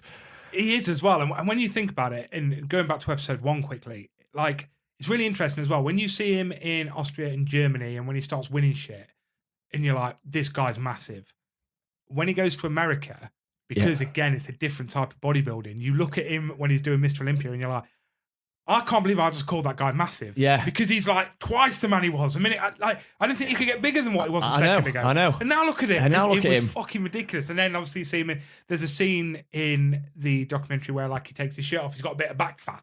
And you're like, oh, that's weird to see on Arnie, a bit of back fat. Like it makes him, I'm a chubby guy. And you look at him and go, oh, look at Chubster over there. I know, yeah. And I'm actually a fat guy. Do you know what I mean? Like, it's weird. It is mad. But yeah, I definitely recommend anyone to go watch it. I think it's, you know, it was interesting because that and Fubar were like at one point like the top 2 shows on Netflix. Yeah. So we're going to do a top 5 of our best of our favourite Arnold Schwarzenegger films. But before that, we do have a 60-second recommendation sent over by a good friend of mine, James, who does So You're In My Seat podcast, who got involved in the Arnie talk. And he sent a 60-second recommendation of his favourite Arnie film. Awesome. So, Drew, sing us in, baby. 60-second recommendations into the pod shortest presentation. Music, film, even cereal. 60 seconds recommending. Listen closely, it's not never ending. Time is short. Hello, it's your boy James from the hit podcast Sorry You're In My Seat. I've been asked to give you 60 seconds on a true American great, who is of course Austrian. I'm talking about Arnold Schwarzenegger. He's had great films. The Terminator, probably what you're screaming at as his achieving role. Some people might even say Last Action Hero. But for me, look no further than True Lies. That's right, Arnold Schwarzenegger is a James Bond type working for a nameless agency stopping nuclear weapons from getting into America. It's a film that saved Jamie Lee Curtis, made Tom Arnold a kind of douche, and Bill Paxton to ooze everywhere. But Arnie, in his comedy element, gets to show off his one-liners and never forget that this muscle-bound freak is a great liar because he manages to convince everyone he's a software salesman, a boring software salesman, that somehow he's so boring that Jamie Lee Curtis would cheat on Arnold Schwarzenegger with Bill Paxton. That alone makes this film worthy of Arnold Schwarzenegger greatness. Well, that was fantastic. That was so good. Jamie Lee Curtis cheat on Arnold Schwarzenegger with Bill Paxton. I mean, he's not wrong. He's not wrong. So a little bit different from the Rich T True Lies 60-second recommendation we got. Watch it. That was the TV show, though, wasn't it? I mean, yeah. Have you seen True Lies? Years and years ago. I don't remember much about it. So when I was looking today at what I was going to pick for the top 5, I did look at True Lies and I was like, I don't remember enough about it. Yeah.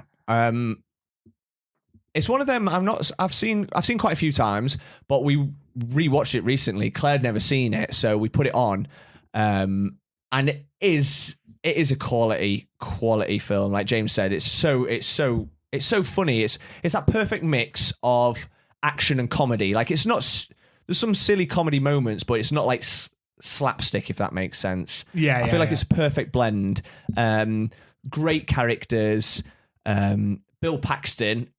I mean, I'm a big Bill Paxton fan anyway, but his character in this, who's like the sleazy guy that's trying to go after married women, and he breaks up this fake story that he's actually a spy, and that she's got to help him, and he's trying to like seduce her. He's fantastic. Jamie Lee Curtis is great in it. And Arnie's just at his, at his best, where he's blending both of those elements, his action and his comedy. And what I always forget, and it still blows my mind, is that this is a James Cameron film. So this was James Cameron. This is like sandwiched between Terminator 2, which was probably the biggest film in the world when that came out, the biggest action film, broke, the records for a lot of things, like basically paved the way for CGI. And then you got True Lies in the middle. Before then, Titanic came out, which was, again, the top grossing film of all time. So it just almost gets forgotten about in a lot of ways, I think. Because, again, even Arnie-wise, people don't automatically think the True Lies. No, exactly like James said, people will go Terminator, or, you go through like Predator, or his more action-based ones. So it's so good, though. Like, having rewatched it recently, it still holds up. Yeah, I think I'm going to go, because I'd have been 18 maybe, so half my life ago I watched it. Yeah. So I'm going to have to rewatch it. Because, to be fair, I meant to after Rich Did His, but this has cemented it for me. I'm going to go on an Arnie binge after this. Yeah, I'm trying to do a bit of an Arnie binge at the moment, obviously inspired by these shows that are out at the moment. Yeah, it's just so good. I think as well, it's like any film. When you watch it at a different stage of your life, you pick up on different things, or you relate to a lot of different things. Yeah. Now, being a married man, you pick up on some of the things, like the dynamics between like the man and the wife and stuff. And it's really good. It's a lot of fun. It's a ridiculous film, but a lot of fun. It's on. Did James say what it's on at the moment? No, he didn't. It's definitely on something. Oh, is it? Is it on Disney Plus? It is. Disney Plus, it's on. Rich said. It's on Disney Plus. So, yeah, it's a great recommendation, that, James. Yeah, brilliant. Cool. Amazing. So, thank you for that, James, my boy. May as well give Sorry My Seat a shout. So, again, this is a podcast that I used to do with them years ago, and they're still going strong. In fact, some would say better now. I'm not on it. Well, but we are replacing you with Kennedy, aren't we? Yeah, exactly. That's all it takes. Great film podcast. The guys are very funny. And the thing is as well, they do that one thing that we don't do: know things. They know things about films. They know things and stuff. Yeah, which is we don't. So you learn a lot, you laugh a lot, and they're just two great guys. So Sorry in My Seat, give them a go. Right, should we do our top 5 then? Let's do it. Because I wrote it out and I left it upstairs and can't remember what I wrote now. So I'm quickly rewriting it out. I think I pretty much remember. I remember 4. I've got mine. Like it's difficult in the sense that because I am a massive Arnie fan, and I have been since I can remember, having watched Conan way too young than I should have done probably. Yeah. I've always been. I've not watched many of his newer films, I must admit. Okay. Since coming out of retirement for acting, I've not watched a lot of those ones. I've watched like The Expendables. Yeah. The odd one here and there, which generally they've not been that great though, have they? No, they haven't. So that's fine. Not surprisingly that all of my top 5 come from his heyday. And I'll be honest, our top 5. Bar 1, I think, will be the same. I think. Yeah. So I'm going to let you go first. I'll start with my first one, my obvious one, the one I talked about. I got you to watch. I deep dived into it. Conan the Barbarian. Yeah, I've got Conan. Yeah. One of my favourite films of all time, and probably my favourite Arnie film as well. So I know we don't put these in any order, but this would be top of my list. Yeah. I love it. And you know what I really want to do? Go on. I want to buy his sword. I know you do. You can get a proper replica from the Royal Armouries in London. And it's not cheap. It's about 650 quid. But, I want it. Yeah, you keep wooing that wife of yours, and maybe it can be your next birthday present. You've been working on it for all these years. Yeah. It'd be lovely, like anniversary present or something, wouldn't it? Wouldn't It'd look great on my wall. It would look great on your wall, right next to Michael Bean's face. Yes. Yeah. So you've also got Conan. So I also went Conan. I definitely think it helped you telling me how much you loved it and why you loved it. So then when I watched it, I was like, shit, no, I see why you love this. Yeah. So although you was in my ear with it, I couldn't deny what you said. Do you know what I mean? I'm not going to come out and like, I only loved it because Ryan loved it. No, I see exactly why you loved it. Yeah. It was just outstanding. It's so good. It's the film that made Arnie, launched his career. It's a match made in heaven. The Conan the Barbarian character and him. You know, he's literally, they're both larger than life characters in their own right. Put them together, perfect blend. And what I love about that film as well is, and you see this in the documentary, you know, he does all his own stunts. He does all his own fighting, all his own horseback riding. He got hurt. He got beat up. Oh, yeah. You know, in a lot of his later films, even not long after that, like Commando or whatever, there's some terrible, terrible stuntmen stuff. Mm. But I guess at the time, he's topless in half the ones. Yeah, in Conan. no one was as big as him. No one was as big as him, so... Yeah, he says that, doesn't he? He's just like, no one was as big as me, so I had to do my own stunts, which was fine.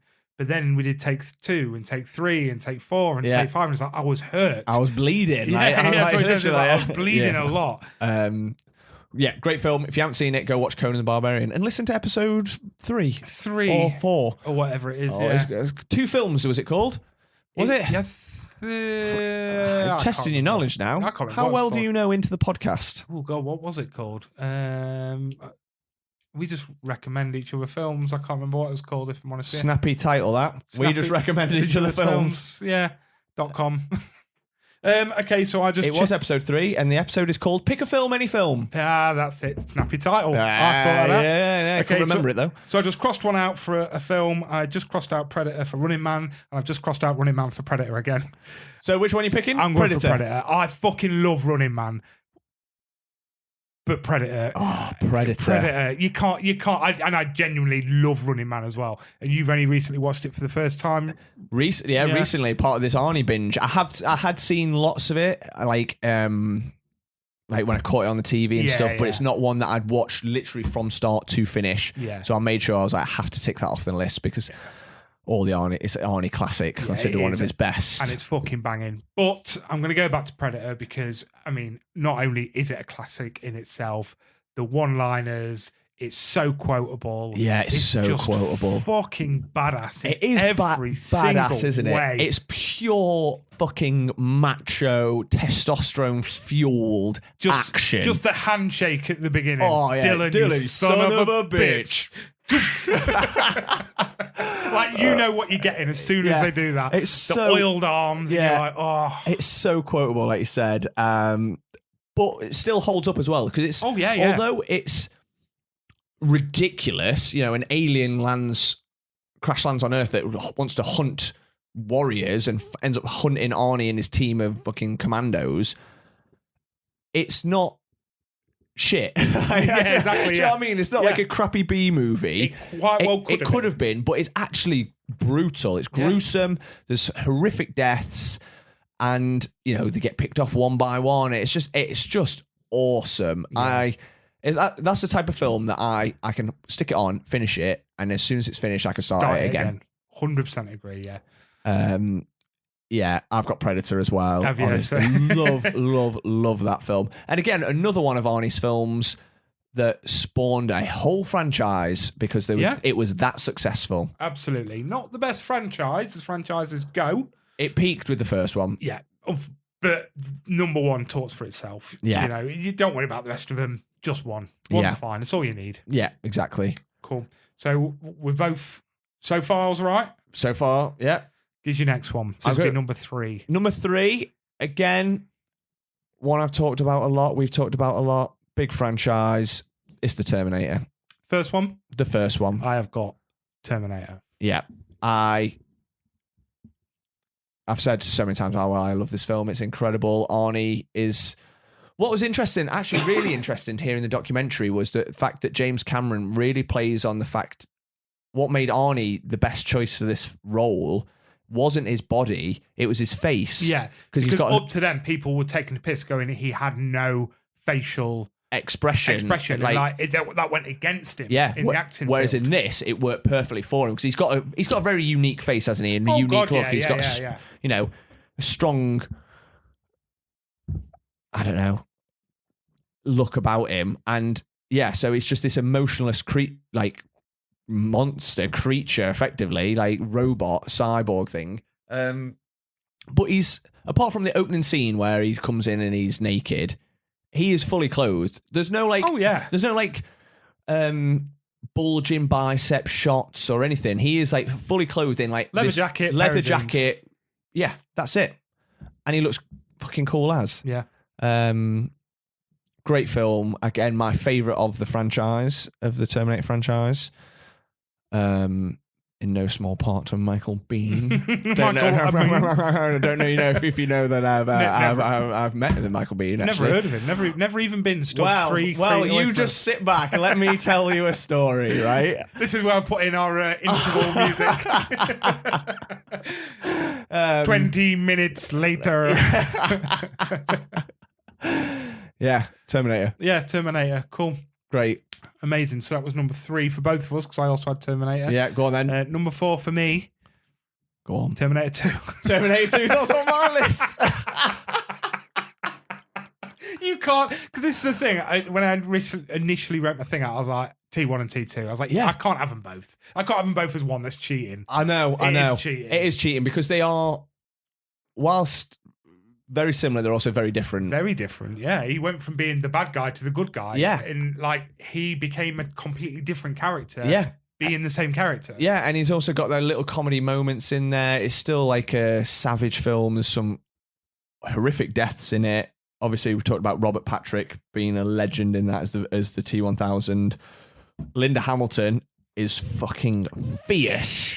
Shredded. She's incredible. They talk about her in the documentary as well, don't they? About when he turned up to stage and he's like, you know, I've not bodybuilding in ages and I'm putting a bit of weight and I'm kind of going a bit saggy. And he goes, I looked at Linda Hamilton. And she just took her top off or whatever, like a jacket off, and she's shredded with those arms. Fuck, she's more shredded than me. Yeah, because she is. Yeah. She's fucking...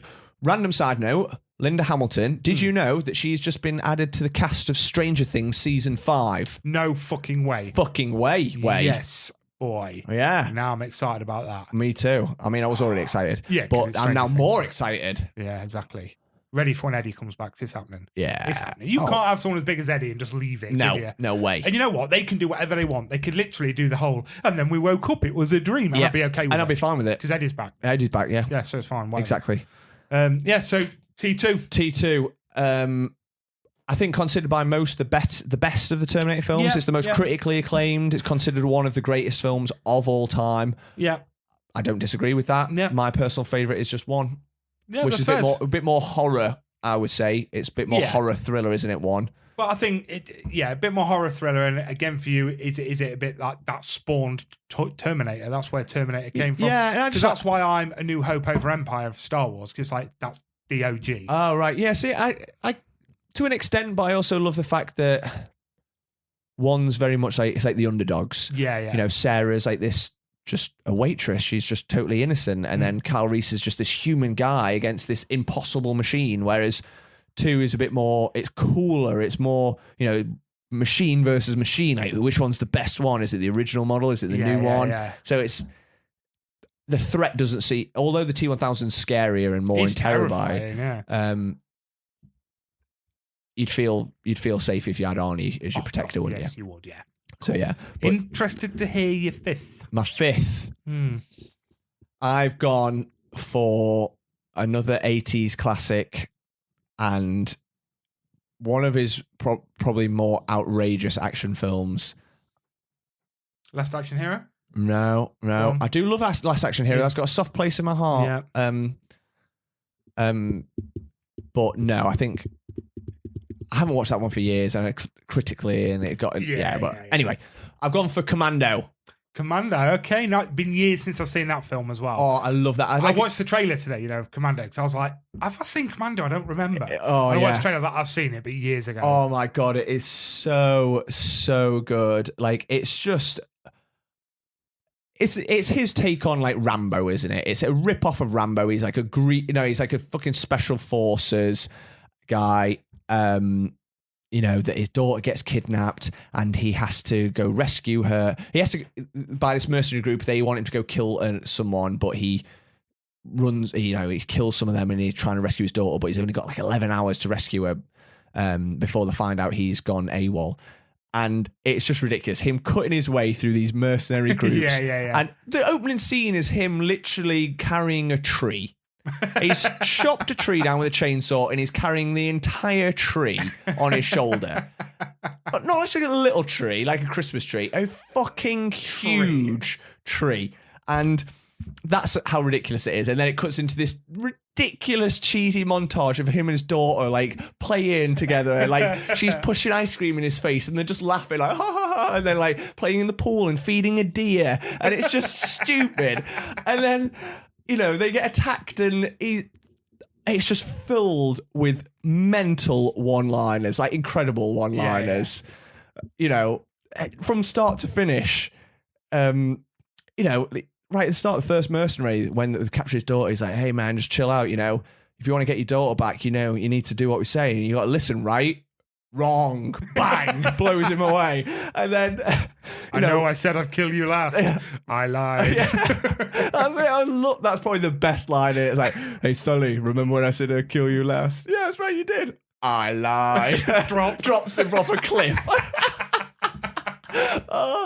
When he throws the pipe into Bennett, the bad guy at the end, and hits him, and then all the steam comes pouring out the pipe because it's like hitting to a fucking wherever they are. He just let off some steam, Bennett. And the whole film, it's just stupid. At the end when he goes to Taxi Island and they'd robbed a gun store, so he's got like 1,000 guns strapped to him, a rocket launcher, knives, grenades. He's got everything, and he just takes on and kills about 500 guys on his own.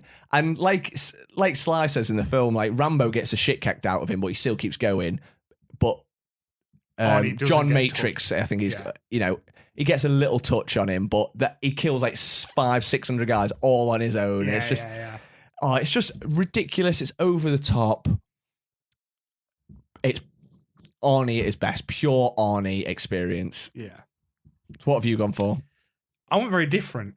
Ooh. So I thought about, I was like, let's look at his comedy, because I loved his comedy. And actually, growing up, I watched more of his comedy than I did his action. Oh, really? I got more into his, because I wasn't massive into action growing up. Like, as a sort of young teenager. For me, I like the comedy. That's what I did. So I love Twins. Number one for me was Jingle All the Way. I loved Jingle All the Way. Yeah. Kindergarten Cop. Like, these were my jams. So I went, whilst I was at work, first initial thought, I went Jingle All the Way. Okay. Then I remembered a film from 2015 that blew my mind when I first watched it. Okay. Which is Maggie. I've still not seen Maggie. I fucking love that film. I've only seen it the once. Yeah. And I'm definitely going to rewatch it. In fact, I might bang it on zombie after film, this. isn't it? It is a zombie film. So this was around the time I was really getting into my horror. So I was loving my horror. Then all of a sudden, Arnold Schwarzenegger came out. And I didn't know loads about Arnold Schwarzenegger other than he was an action star and he was a comedy star sort of in the, early 90s, late 80s. I was like, okay. And then all of a sudden he brought out this film where he's an older man, he's just a dad. Yeah. He's trying to protect his daughter who's turned into a zombie, and they're trying to quarantine her, and he's just there to protect her. No matter what, he told his wife, I will protect our daughter, under any circumstances. The world's going to shit around him, and the world's against Arnie. The girl, the whole world are like, we need to quarantine her. Like, you can have a little bit of time with her, but we need to take her soon. And then he's just like, that's not happening. And there's no real action. It's not like they try to come for her and he straps a fucking rocket launcher to his back and blows people up. It's such a heartfelt film. Yeah, I've heard that. It's so good. I really need to watch it. It's been on my watch list for ages. Yeah, it's not the type of film you'd expect Arnie to be in. No. And I remember watching it going, I'm going to give this a go because I love my horror. I love zombies. It wasn't just about a zombie outbreak, so it was something different. So for me, this was back in the day, I really wasn't into film either. Like, I watched shit horror. I didn't know much about film. Like, I remember watching this film and being like, this is a great twist take on the zombie genre. Yeah. Just seeing a father lose his kid, slowly lose his kid. Like, when you think this is very morbid, but people go through this every day with terminal illnesses and stuff. And like, that's what you're watching. The emotion is very good from Arnold Schwarzenegger. And yeah, so I initially went for Jingle All the Way, which is a completely different film. God, total opposite. And then I remembered Maggie, and I was like, fuck, I remember being gobsmacked by that film. Yeah. Absolutely loving it. And actually, all right, fair enough. T2, T1, fucking Predator, they're great. This was the first film that I watched, and I was like, oh my God, this guy has more about him. Yeah. I get that. I don't know if it's on anything, but I don't think it is, because I was having a look at his films recently. So I suggest if you can get older Maggie, I bet you can get it for a couple of quid now on Amazon. Yeah, probably. It's 2015, but very, very highly recommended by myself. Yeah, awesome. Very good. Great list, and we were right. 4 out of 5. 4 out of 5 that we got the same. Yeah. I mean, we're really doing his comedy. We're not doing his comedy justice, because I love his comedy. No, I've not watched that much of his comedy again, because I was purely brought up on his action. Yeah, I was literally 80s and 90s action. Arnie is my childhood and adult life. It's one of those films watched as a kid, loved as a kid, and I still love it just as much now. Yeah, and that's what Arnie's been to me. He's been like this constant for my whole life, this actual larger than life character in real life and in the films that he is. Yeah. So I fucking love Arnie. It'll be a sad day when Arnie's not in the world anymore. When I was watching that documentary, I was thinking that. I was like, the dude's still fit. Still fit. He still works out. He's still fitter than I am. He's fitter than I am at 75. Yeah. I'm closer to death than he is. But I was just thinking that, especially because, he's reflecting, like, lots of people have gone, like his family and friends and whatever. I was thinking that as well. I was like, when Arnie goes, I was devastated when Franco Columbo died. I was properly gutted for a long time. So, but we've still got him. He still reigns supreme. He is a fucking hero. Let's hope he comes to. We'll try and get tickets for the Arnold Classic, because a lot of the time he goes to them. Yes. So we'll have to go, even if we could just see him on stage. I don't care if I'm in the same building as him and I can see him. Yeah, that's all I care about. I saw Nathan Fillion. That was good enough for me. Yeah, exactly. From the other side of a room. Yeah. So yeah, we'll keep an eye out on that, because that'll be awesome. We will definitely keep an eye on that. So we hope you enjoyed it. Arnold Schwarzenegger is the fucking boy. Fucking is. We really hope this really ignites a fire in you all to go and watch some Arnie classics. Absolute classics. There's loads on Netflix and Prime and Amazon at the moment. Loads of them. He's got so many. He's got so many classics, and like I said, lots of range. Iconic, massive iconic guy. So go watch, go enjoy. Definitely suggest Arnold. Is 3-part documentary at the minute. I genuinely am so gobsmacked. So yeah, go do that. And before you do that, just you're always on your phone, you lot. I know you are. Everyone is all the time. I've seen you. Yeah. So you're probably going to download this episode. So why not drop us a follow?